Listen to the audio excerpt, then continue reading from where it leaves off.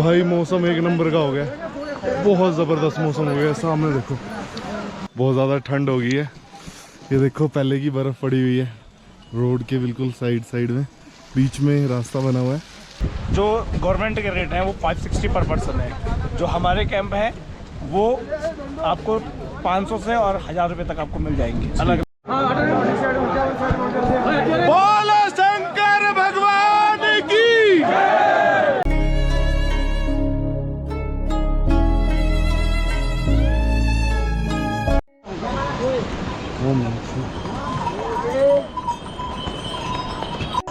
एक बोर्ड दिखा भाई, और यहाँ से गौरीकुंड 9 किलोमीटर, इसका मतलब पास ही रह गया अपन।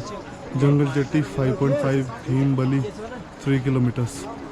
तो गौरीकुंड यहाँ से 9 किलोमीटर है और टोटल 16 थी, तो इसका मतलब 7 किलोमीटर और रह गई है केदारनाथ की यात्रा।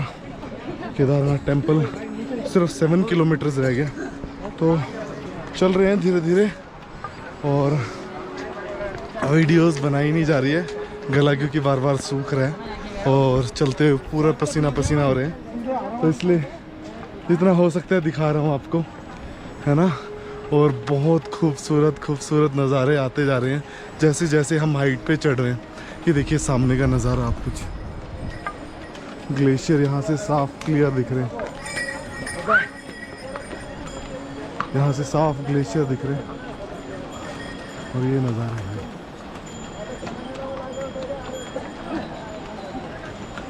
तो अब तो पास आ गए, सिर्फ 7 किलोमीटर रह गए केदारनाथ टेम्पल।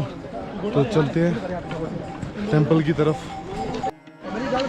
भाई मौसम एक नंबर का हो गया, बहुत ज़बरदस्त मौसम हो गया। सामने देखो क्या गजब का मौसम हो गया, बहुत प्यारा व्यू हो गया। ग्लेशियर दिख रहे हैं, बादल भी थोड़े काले उतर गए, शायद से बारिश आने की आशंका है, तो देखते हैं बारिश आएगी कि नहीं। और सिर्फ 5 किलोमीटर रह गया केदारनाथ टेम्पल। 11 किलोमीटर मैंने तय कर लिया है। भाई लोग पीछे पीछे आ रहे हैं, बीच बीच में कैंपिंग प्लेस भी है, कैंपिंग कर रखी है लोगों ने। अगर आप टेंट वेंट लगा लेकर आ रहे हो, कैरी कर रहे हो, तो आप कैंप भी कर सकते हो। बहुत जगह है कैंपिंग करने की। ये देखिए बर्फ़ थोड़ी सी,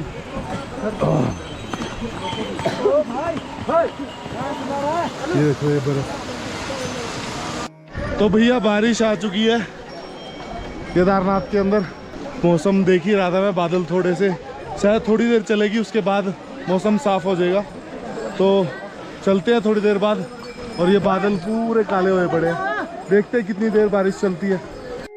भाई यात्रा पे थोड़ा सा ब्रेक लग गया, अभी 5 किलोमीटर रह गया था सिर्फ केदारनाथ टेम्पल, मगर बारिश बहुत तेज़ बारिश चल रही है और हवा भी बहुत तेज़ चल रही है, तो जिसकी वजह से मैं रुक गया हूँ एक शॉप पे, और थोड़ी देर बाद निकलूँगा जब बारिश थोड़ी सी शांत होगी। तो ठंड बहुत ज़्यादा लगी है, ग्लव्स वगैरह पहन लिए। तो चलते हैं थोड़ी देर में जब मौसम साफ़ हो जाएगा। तो भैया जल्दी दिया हूँ दर्शन करने के लिए। अभी भी थोड़ी थोड़ी बारिश आ रही है, बट रुक तो सकते नहीं है क्योंकि आरती भी देखनी है। कोशिश है आरती में पहुंचने के लिए, अभी आरती में पहुंच जाए, तो ट्राई करते हैं आरती में पहुंचने के लिए, और चल रहे हैं धीरे धीरे। तो भैया केदारधाम में बहुत ज़्यादा ठंड हो गई है। ये देखो पहले की बर्फ़ पड़ी हुई है रोड के बिल्कुल साइड में, बीच में रास्ता बना हुआ है और दोनों साइड पे बर्फ़ है। 3 किलोमीटर के आसपास रह गया टेम्पल, बट यहाँ पे भी बर्फ़ देखने को मिली है। पता नहीं कब गिरी है, अभी तो गिरी नहीं है हाल फिलहाल, बट गिरी है। तो ये रास्ते की बिल्कुल, ये देखो पूरा बर्फ़ से ढका हुआ है, और बीच में रास्ते के लिए जगह छोड़ रखी है। तो भैया एकदम करीब आ गए हैं, बहुत ज़्यादा भीड़ है। आपको कैंप वैम्प लेना होगा तो यहाँ पे कैंपिंग ऊपर होती है, और टेम्पल से शायद से 1 किलोमीटर पीछे ही है, और 1 किलोमीटर ही रह गया टेम्पल। भीड़ बहुत है भाई, यहाँ पे पूरे कैंप मिलते रहते हैं। तो चल रहे हैं। तो भैया टेंट कॉलोनी नंदी बेस पे पहुँच चुका हूँ, और ये अपने टेंट है भाई। 1 किलोमीटर के आसपास है टेंपल यहाँ पे, और पूछते हैं यहाँ का क्या कुछ रेट है। भैया क्या कुछ प्राइस है टेंट का? टेंट लग जाता है आपके अलग अलग टेंटों के हिसाब से। क्या क्या प्राइस है अलग अलग टेंट? जो गवर्नमेंट के रेट हैं वो 560 पर पर्सन है। जो हमारे कैंप हैं वो आपको 500 से और 1000 रुपये तक आपको मिल जाएंगे, अलग अलग ठीक है। सुविधाओं के। तो भैया कैंपिंग के प्राइस यहाँ है 550 गवर्नमेंट फीस है, और जो प्राइवेट है 500 से लेके 1500 तक के है। जैसी आपको सुविधा चाहिए वैसे टेंट आपको मिल जाएंगे।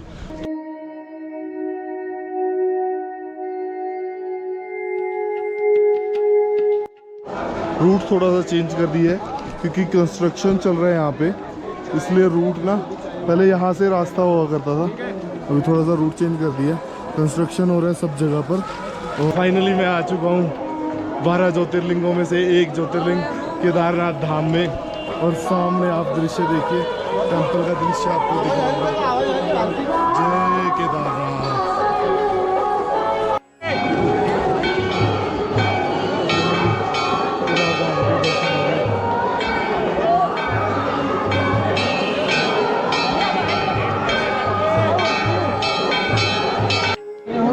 फाइनली टेंपल के बिल्कुल सामने आ चुका हूँ और दर्शन करने जा रहा हूँ भगवान श्री केदारनाथ जी के। और 2 मिनट के बाद इधर एंटर हो जाऊंगा। बोलो शंकर भगवान की।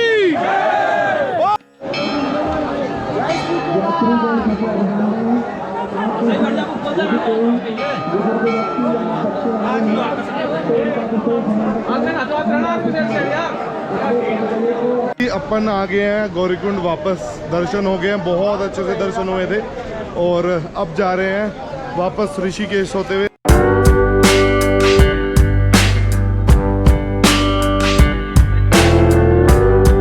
केदारनाथ जी के बहुत अच्छे से दर्शन हो गए थे, अब जा रहे हैं वापसी ऋषिकेश की तरफ। और भाई लोग अपने साथ है, गाड़ी नहीं आए थे, भाई लोगों के साथ शायद इनका और मेरा सबका दर्शन लिखा हुआ था पहले से ही, वरना कोई प्लानिंग नहीं थी, ना इनकी ना मेरी। तो भगवान का बुलावा आया था, इस वजह से अच्छे से दर्शन हो गए, बहुत ज़्यादा। कैसा लगा जी दर्शन करके? बहुत बढ़िया, शानदार। मैं कहता हूँ कि भोलेनाथ की सारी कृपा हमारे पे ही, मैं यही कहना चाहूँगा। और सच्ची लगन से जो जाता है उसकी सारी मुरादें पूरी होती है, ये तो मैं मतलब तसल्ली कर चुका हूँ। ये मेरे साथ इस सफ़र के अंदर बनी भी है 1-2 बार। तो मेरे दोस्तों जितने भी धर्म प्रेमी हैं, मैं तो उनको कहना चाहूँगा कि एक बार केदारनाथ यात्रा जरूर करें आप लोग। बाकी तो यात्रा करिए, मैं नहीं कहूँगा, लेकिन केदारनाथ यात्रा स्वर्ग है। और दूसरी बात, सारे वहाँ के जितने भी हमारे आस्था है उसके अकॉर्डिंग जितने भी हमारे मतलब मुरादें हैं, इच्छाएं हैं, वो सारी पूरी होती है भोलेनाथ के पास जाते ही एक बार में। ये बताइए यूथ को क्या बोलोगे जो खच्चरों पे जा रहे हाँ, ये देखिए मैं इसके बारे में कहना भी चाहता था, लेकिन फिर मैंने सोचा चलो एक बार अगर क्वेश्चन हो जाए तो अच्छी बात है। तो देखिए कि मैं जितने भी मेरे देश के युवा साथी अगर जा रहे हैं वहाँ पे, क्योंकि युवाओं का क्रेज आज के टाइम में बहुत अच्छा है और बहुत शानदार तरीके से जा रहे हैं, तो मैं उनको एक ही बात कहना चाहूँगा कि मेरे दोस्तों, जब हमें भोलेनाथ ने, जिसको भी आप अपना मतलब साक्षी मानते हैं जिसको भी, और उन्होंने अगर हमें 2 पैर दिए हैं, तो मैं तो कहता हूँ कि पैदल यात्रा करें मेरे दोस्तों, किसी भी खच्चर पे ना चढ़े। मैं तो यही कहना चाहूँगा, क्योंकि सेफ्टी हमारे पैरों से है, किसी अपनी सेफ्टी किसी दूसरे के हाथ में ना दो, मैं तो यही कहना चाहूँगा। और खच्चरों पे जाना अपने हाथ में सेफ्टी नहीं होती, वो अदर पे सेफ्टी होती है। और खच्चरों पे एक कहने का मतलब है कि मौत के मुंह से, मतलब मौत के मुंह में ही चले जाते हैं। हिसाब से जो जाता है वो भोलेनाथ की कृपा है, और जिस दिन कृपा हटी उस दिन हैप्पी एंडिंग हो जाएगा, द एंड हो जाएगा आप लोगों का। तो मैं यही कहना चाहूँगा कि आप लोग खच्चरों की यात्रा ना करें प्लीज़। युवाओं को आज कहना चाहता हूं, मैं सबसे बड़ी बात यह है कि युवाओं को यही कहना चाहता हूं कि मेरे युवा साथियों, 40 साल की उम्र से पहले ये यात्राएं कर लो। उसके बाद में देखो, जो हमने देखा इस सफ़र के अंदर, बुजुर्ग कितने परेशान थे। देखो उनकी आस्था थी, जाने की इच्छा थी उनकी, वो गए, लेकिन कहीं ना कहीं उनकी परेशानियां, कोई इंसान उनको उठा के ले जा रहा है। तो मतलब कहने का भाव है कि आप अपने मतलब बुढ़ापे से पहले ये काम कर लो, ताकि बुढ़ापे में रह के आप अपने दिल से घर पे ही रह के अगर पूजा करें, तो मैं यही कहना चाहूँगा बहुत अच्छा रहेगा। या फिर अपने हेलीकॉप्टर के माध्यम से अगर जाना चाहते हैं तो बुजुर्ग जाएं चाहे, लेकिन पैदल यात्रा में बुजुर्ग ना जाएं, घुड़सवारी ना करें। वहाँ पे कुछ ऐसा भी सिस्टम है कि एक आदमी उठा करके ले जाता है पूरे 16 किलोमीटर के सफ़र में, तो कहीं ना कहीं बहुत परेशान होते हैं। ठीक है, उनका पैसा है, लेकिन कहीं ना कहीं इंसानियत के नाते हमारा भी यही धर्म बनता है कि हम लोग उनको कहीं ना कहीं एक यात्रा पे जाते हुए परेशान ना करें। हमारा कहने का निचोड़ ये है, जो भी युवा जा रहे हैं ना, जब हमने ना बहुत से बुजुर्गों को भी देखा है पैदल यात्रा करते हुए, जो गाँव से देहात से लोग आ रखे थे, बहुत से बुजुर्ग पैदल यात्रा कर रहे थे, है ना। और युवा को हमने देखा है कि खच्चरों पे घूमते हुए, है ना। तो वो फायदा नहीं है उसका भाइयों, आपके पैर बिल्कुल सलामत है, आपको थोड़ा सा समय ज़्यादा लग जाएगा अगर आप ज़्यादा ट्रैक नहीं करते हो, थोड़ा समय ज़्यादा लग जाएगा, मगर धीरे धीरे चलिए ना, पैदल चलिए। वो अलग बात है, आपकी कोई मेडिकल कंडीशन है अलग से, है ना, कुछ किसी को कुछ बीमारी है ना, उसकी अलग बात है, उसके लिए ही बनाया गया है ये जो भी है, खच्चर है या फिर कुछ भी घोड़ा सवारी हो गया या फिर पालकी हो गई या फिर हेलीकॉप्टर हो गई, ये सब उनके लिए है जो जाने की इच्छुक है, जाने की बिल्कुल इच्छुक है, परंतु उनका शरीर साथ नहीं देता है, सिर्फ उनके लिए है ये सब चीज़ें। वरना जितने भी युवा जा रहे हैं ना, मेरे को बड़ा बुरा लगा कि बुजुर्ग पैदल चल रहे हैं और अपना युवा खच्चरों पे और ये सब पे बैठ के जा रहा है। तो भाइयों, अगर जा रहे हो दर्शन करने तो पैदल यात्रा करो। आपको कैसा लगा भाई साहब, बताओ। बहुत बढ़िया लगा। इच्छा थी बहुत टाइम से कि केदारनाथ के दर्शन होंगे, लेकिन वो इच्छा पूरी हुई। ये इसीलिए पूरी हुई कि इच्छा थी, क्योंकि कहते हैं कि अगर आप किसी को सच्चे मन से याद करो तो भगवान भी आपको याद करते हैं, और ऐसा ही हमारे साथ हुआ। हमारी कोई तैयारी नहीं थी आने का, घर वालों को पता तक नहीं था कि हम जा कहाँ रहे हैं। हम घर पे सिर्फ हरिद्वार नीलकंठ की बोल के आए थे, लेकिन शिव भोले को कुछ और ही मंजूर था। यहाँ पे आने के बाद भाई साहब मुझे मिले, प्रकाश जी, और इनके जैसे ही मिले, पता नहीं ऑटोमेटिक क्या हुआ क्या नहीं। हम डिसीजन लेने में भी इतना तो जल्दी डिसीजन कोई बंदा सोच भी नहीं सकता कि चाय का कप पीने में बंदा डिसीजन लेता है, लेकिन हमने केदारनाथ जाने के लिए कोई डिसीजन नहीं लिया और हम फट से गाड़ी में बैठे और चले गए। बस भाइयों ने यही बोला था कि केदारनाथ चले, मैंने बोला चलो। बस यही बात हुई थी इतनी सी, और फिर तैयारी हो गई सारे, हम अपना बैग लेकर आए और भाई साहब और चल दिए सारे के सारे, है ना। तो शायद से भगवान का बुलावा आया था, सच में भगवान का बुलावा आया था।